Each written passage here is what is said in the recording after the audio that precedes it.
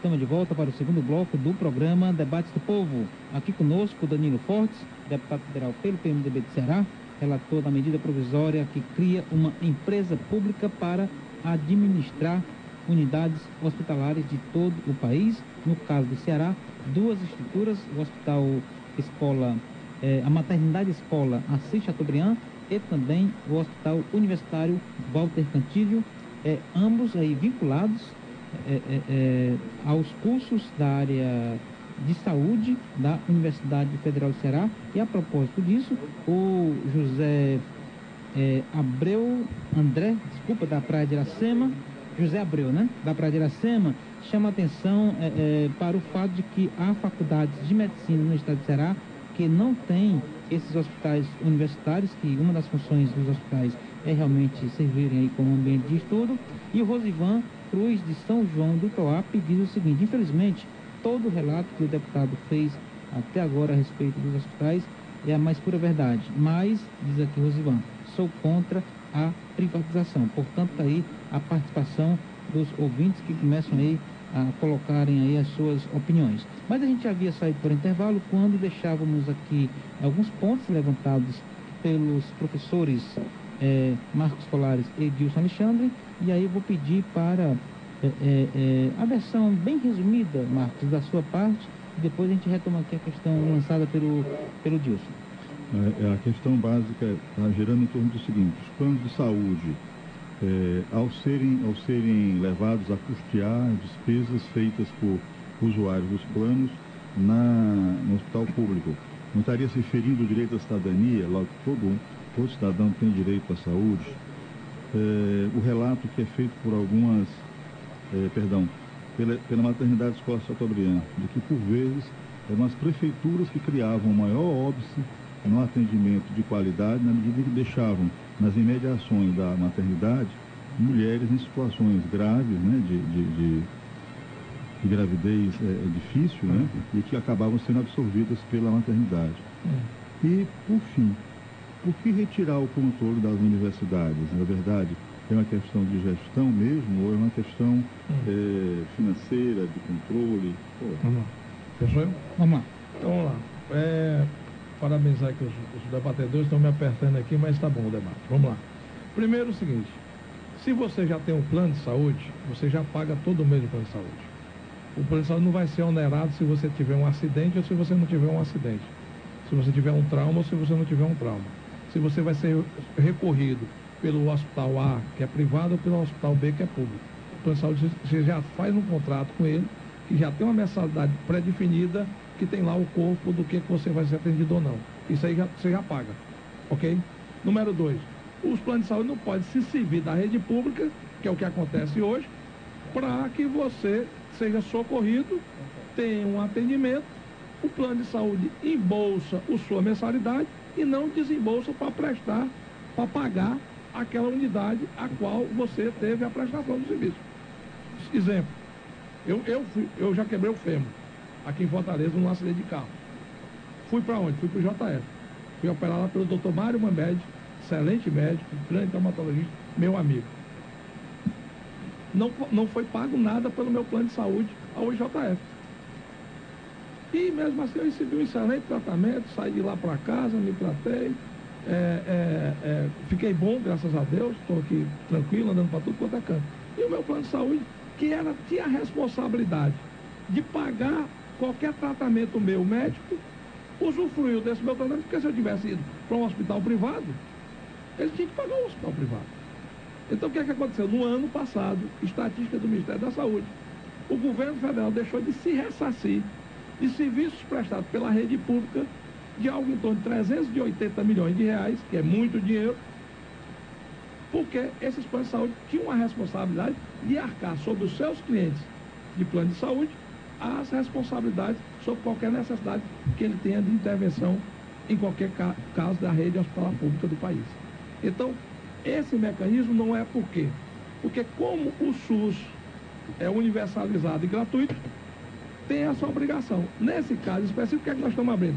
É a mesma situação do Hospital de Clínica de Porto Alegre, em que aquele paciente que foi identificado tendo o plano de saúde, possa ressarcir o hospital público pelo serviço prestado. Isso não confere em momento algum a cidadania, porque a cidadania é a porta aberta do hospital, é a necessidade que você tem do tratamento e a disponibilidade que o hospital vai ter que atender, que inclusive é constitucional. Todo cidadão brasileiro tem direito à saúde pública. Está lá na Constituição brasileira, se eu não me engano, no artigo 186. Então, eu acho que aí sim tem um enriquecimento ilícito. Por quê? Porque o plano privado está ganhando dinheiro com o serviço prestado pela rede pública. Número 2, quando se fala da questão na falta de dinheiro. De estrutura. Não, da falta de estrutura que deixa as pacientes no meio da rua para entrar dentro do hospital. Eu acho que isso aí é uma crise que vai além da questão do hospital universitário em si. Aí já é uma crise da saúde pública nacional, né?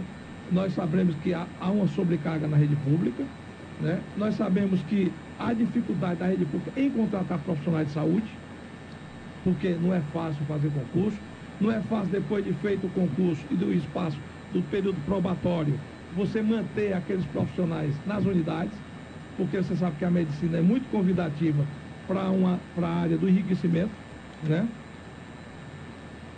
O cara se forma na universidade pública, faz uma residência médica na universidade pública e vai ser cirurgião plástico. E o país precisa de gente para tratar de verme. Acontece isso.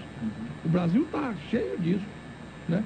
Tem muita gente na cardiologia, na cirurgia plástica, na dermatologia, quando nós estamos precisando formar clínicos gerais, pediatra. Eu sou deputado, eu sou obrigado a morar em Brasília.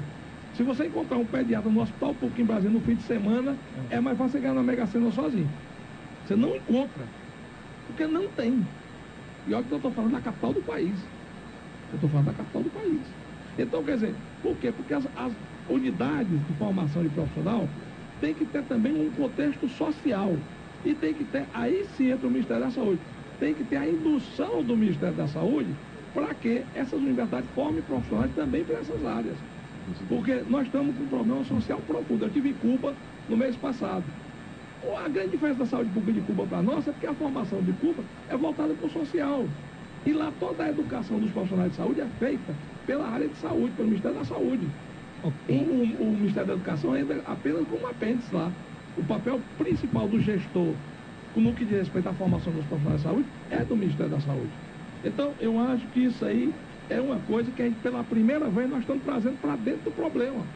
Porque agora, até o Ministério da Educação brincou, o Haddad brincou comigo. Agora, o ensino da área de saúde vai ter pai e mãe, vai ter pai e mãe. O Ministério da Saúde e o Ministério da Educação, que vão compartilhar no investimento através do REUF, que é um programa de refinanciamento, porque os hospitais estão todos em dificuldade financeira, e para isso tem 3 bilhões de reais a partir desse ano, para poder fazer o investimento dos hospitais universitários, e ao mesmo tempo vão compartilhar da política, da formação dos profissionais e do acompanhamento. Aí vem a história da tal da corrupção. Ok. A propósito de corrupção, pelo 3066-4030, deputado Danilo Fortes, o senhor que está aqui conosco enquanto convidado, discutindo aqui esse projeto que cria a empresa pública para administrar unidades hospitalares, o Mauro Soares, do Parque Araxá, diz aqui, inclusive, que a corrupção existe também, Dilson, na iniciativa privada, né? E tem o Reginaldo Oliveira, que o senhor basicamente... Aliás, o corruptor está na iniciativa privada. Inclusive, o senhor já basicamente respondeu agora neste último comentário que o senhor fez sobre a distribuição, como é que ficaria o novo formato de apoio ao ensino. É o Reginaldo Oliveira, do Rodolfo Tiovo, que é inclusive o bairro, né, onde fica lá a Faculdade de Medicina da Universidade Federal, diz o seguinte: o seu projeto vai dissociar ensino, pesquisa e extensão, portanto, fragilizando o ensino. O senhor já fez um comentário, eu gostaria de reforçar o raciocínio que o senhor colocou agora há pouco sobre isso. Afinal de contas, o ensino vai ser fragilizado? Que é exatamente o contrário. Vai ser fortalecido no que diz respeito às necessidades globais que a sociedade brasileira precisa. Okay, eu gostaria agora, o problema é o seguinte: quem vai gerir a empresa pública são homens e mulheres que têm virtudes e têm defeitos. Ok. Igual a qualquer um de nós. Vamos aqui para então, sim, na figura da corrupção, tem também a figura do corruptor. Então, não é só o servidor público que vai pagar o preço por isso. Então, o que é que há? O que é que nós tivemos a preocupação de fazer?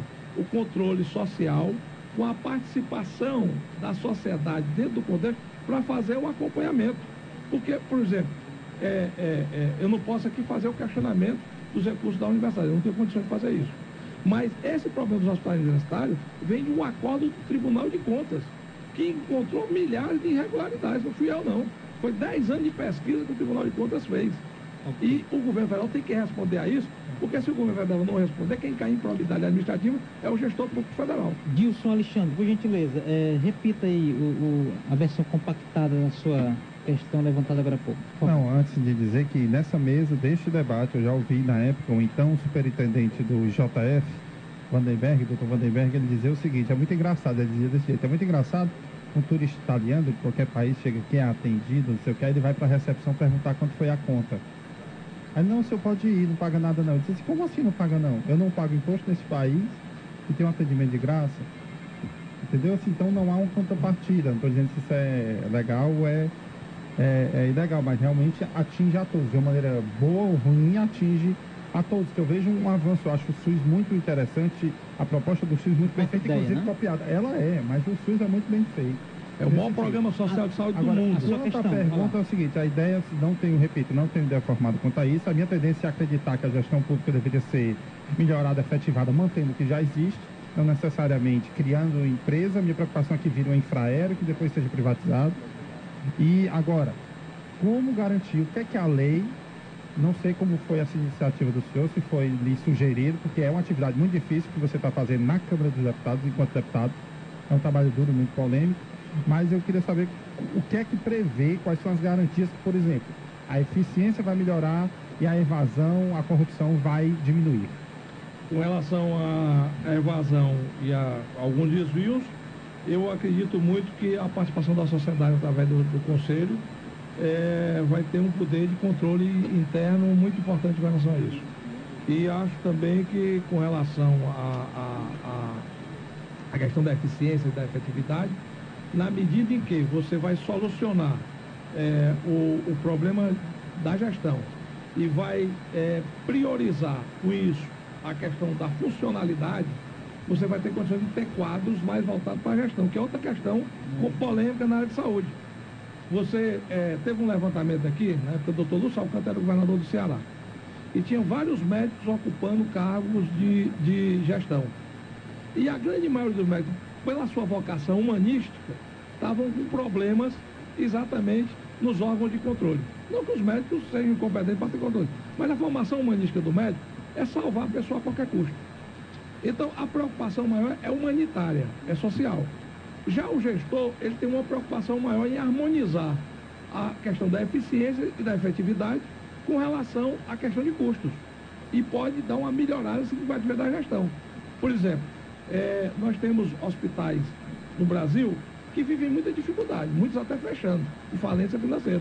E nós temos excelência de hospitais no Brasil que são geridos por instituições privadas que estão funcionando muito bem. Aqui no Ceará tem o São Mateus. O São Mateus é um hospital privado.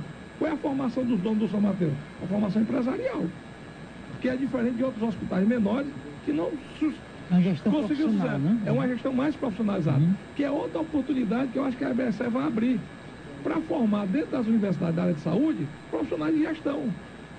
Que é um problema. Isso não descaracteriza o hospital enquanto espaço de ensino acadêmico? Muito pelo contrário. Muito pelo contrário. Por exemplo, vou só dar um dado aqui que você vai ficar muito feliz. O Hospital de Clínicas de Porto Alegre é o terceiro hospital do Brasil em pesquisa científica.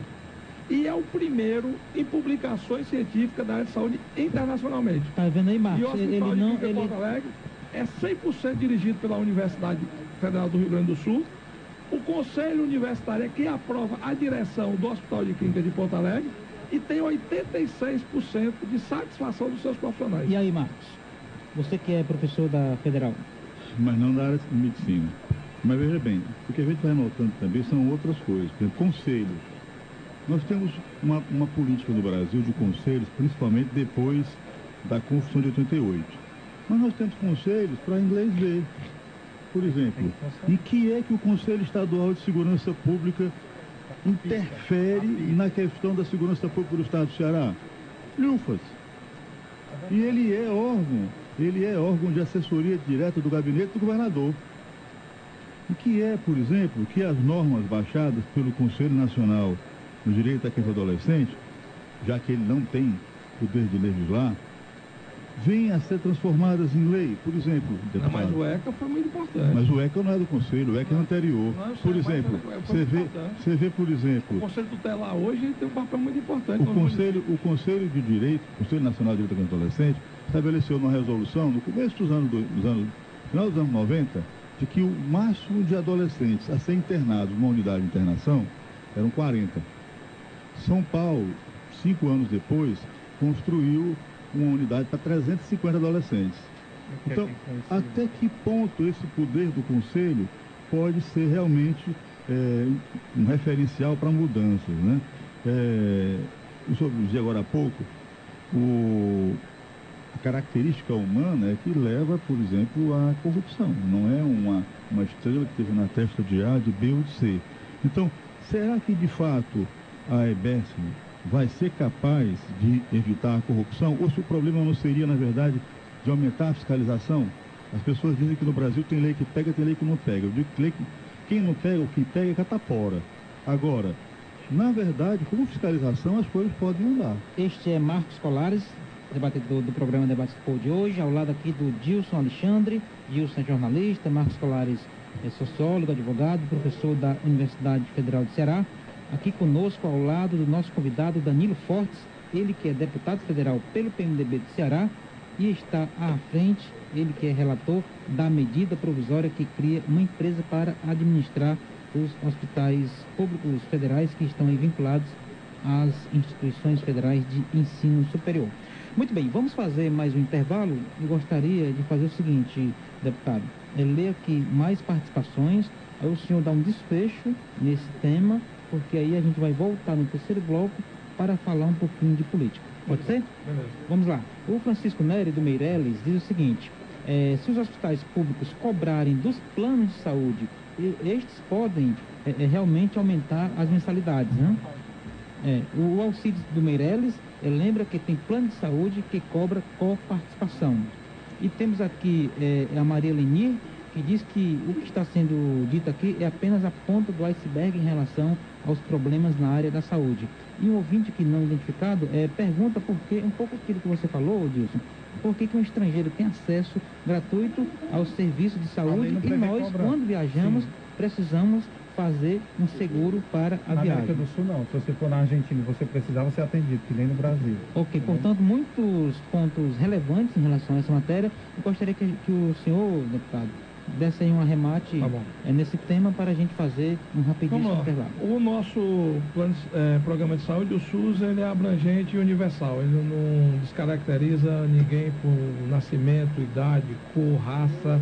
Enquanto os Estados Unidos, que é o país mais rico do mundo, tem 34 milhões de americanos, fora os migrantes e os turistas que não têm acesso à saúde pública. No Brasil, nós temos, graças a Deus, graças a essa Constituinte Cidadã, que o professor Colares aqui falou há pouco, nós temos uma evolução muito grande com relação a isso. Segunda questão é clarear aqui, que eu acho que era o foco principal, a questão da privatização, que inclusive eu estou apanhando aí na rua com cartaz aí dizendo que eu estou privatizando o hospital público, o que é mentira. É uma fadada mentira, inclusive a gente sabe que tem componentes políticos. Está ganhando algum, por favor. Só volta isso. Pelo contrário, nós estamos trazendo exatamente esses planos de saúde que estão enriquecendo quando deixam de pagar por um tratamento do setor público, porque você já pagou o plano de saúde, e aí eles recebem a sua mensalidade e não reembolsam os hospitais públicos, que é uma fonte de renda complementar que poderia ser, que nesse caso específico da EBSE vai ser, inclusive, para diminuir a corrosão do orçamento das universidades. Por último, agradecer os ouvintes, eu achei que a participação dos ouvintes foi muito interessante, porque nós temos aqui, por exemplo, um problema concreto. Eu vou deixar aqui para vocês do AM do Povo fazer um outro debate com outras pessoas, mas é a realidade do Ceará hoje. Nós estamos crescendo a nossa rede física de atendimento. O governador Cid Gomes priorizou a construção de hospitais regionais, que são muito importantes, e priorizou a construção de policlínicas. Qual é o problema que nós vamos ter agora? Recursos humanos. O de Juazeiro do Norte, inaugurado, uma beleza, está funcionando com menos de 15% da sua capacidade de funcionamento, porque não tem profissionais para trabalhar lá. E o modelo de contratação por OS também já está exaurido, porque o Supremo Tribunal Federal disse que é uma terceirização disfarçada. Qual é a alternativa que nós vamos ter? Criar um instrumento como esse EBSER, inclusive que eu coloquei na lei, que os estados poderão criar suas empresas de recursos humanos na área de saúde, com agilidade, que é uma conta que nós não levantamos aqui. Porque você sabe que o servidor público, pelo regime jurídico único, fica muito atrelado e muito difícil de você fazer uma punição do servidor público. Okay. Quando você, numa empresa de regime privado, mas uma empresa pública, você tem como gerir esse recurso humano de uma forma muito mais ágil, dando condições, lógico que você tem que pagar salário compatível com o mercado. Não adianta você querer pagar para o médico uma merreca que ele não vai. Este é Danilo Fortes, deputado federal pelo PMDB. Gostaria aqui de registrar a participação pelo Twitter, no usuário @Debates do Povo, da tuiteira Irene Jucá. Reforça aqui aquele raciocínio seu, Marcos, de que o controle social não está sendo respeitado, que o gabinete do governador não dá voz aí para os que estão, né, constituídos para mas o Ministério Público tem dado muita voz ao controle social. Ok, são 13h48, intervalo, já voltamos.